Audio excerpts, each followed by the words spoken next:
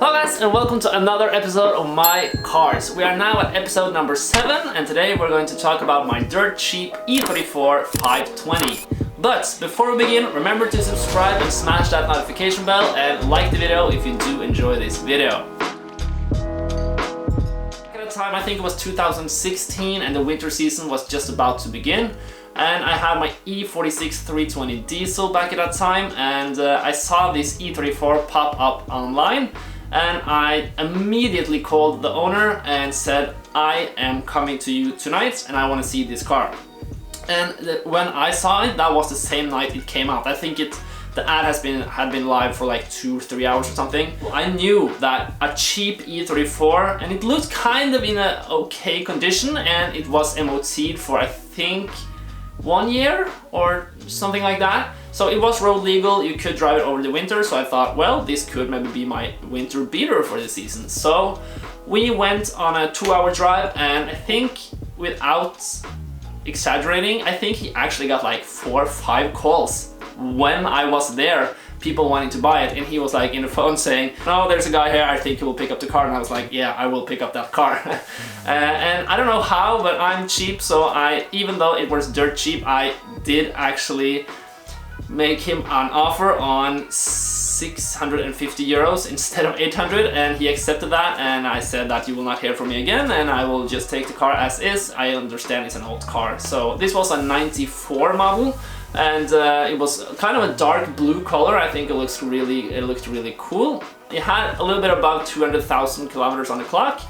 But I mean, it was in actually really good condition considering the low price. So I was really surprised by that. And he had owned that car for 12 years. And this was an old man who bought this back in the days because he was struggling with the car overheating. I thought that maybe this was a guy that did not know that much about BMWs and stuff like that. So immediately as I picked it up just down the street, I did actually bring some tools and we bled the cooling system. And I think that was what was the problem, because when we drove it home, it did not use any more water and it did not overheat. So on that way home, 2-hour drive, I concluded with that, yeah, this is a stable daily driver. So I used it as my daily from that day on, and I used it a whole winter.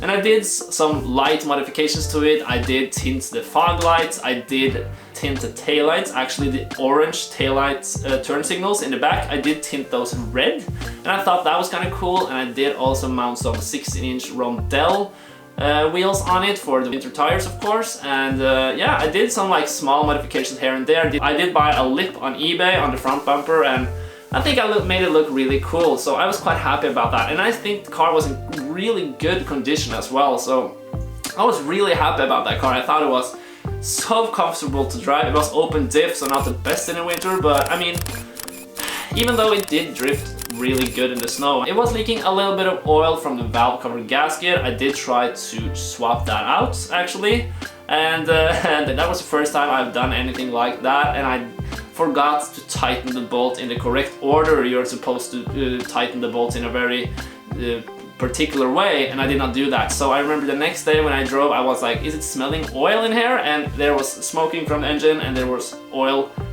everywhere because it was leaking oil from the valve cover gasket. So then I took it off again, bought a new valve cover gasket, and I mounted it the correct way and I tightened it the correct way, and then it was all good. So yeah, kind of a bummer for my part doing the mistakes I do. And I don't know if you're familiar with this channel, but I am not a mechanic, I'm not a professional. I just learn as I go. So that was one of the things that I really learned from that. You can, the valve cover gasket is very, very important to tighten that correctly. But now, sit back and enjoy some good E34 content.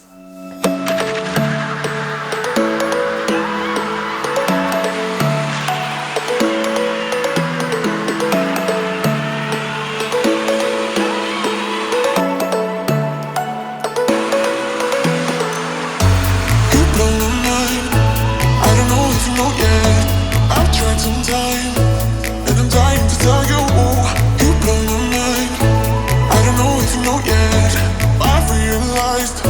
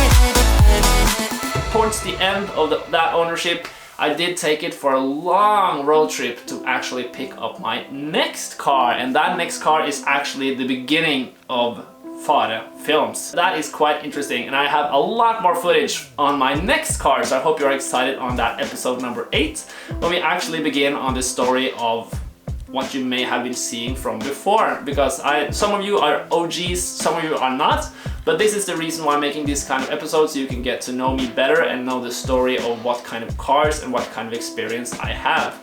So yeah, I bought a new BMW, of course. It was a black car. You can see it if you watch my playlists. You can see the videos from that car, but I will make another My Cars episode on that car also. I don't know what's happening with that car today. I don't know if it's still on the road or something, but I assume it is. It was actually in really good technical condition, so I really hope it is.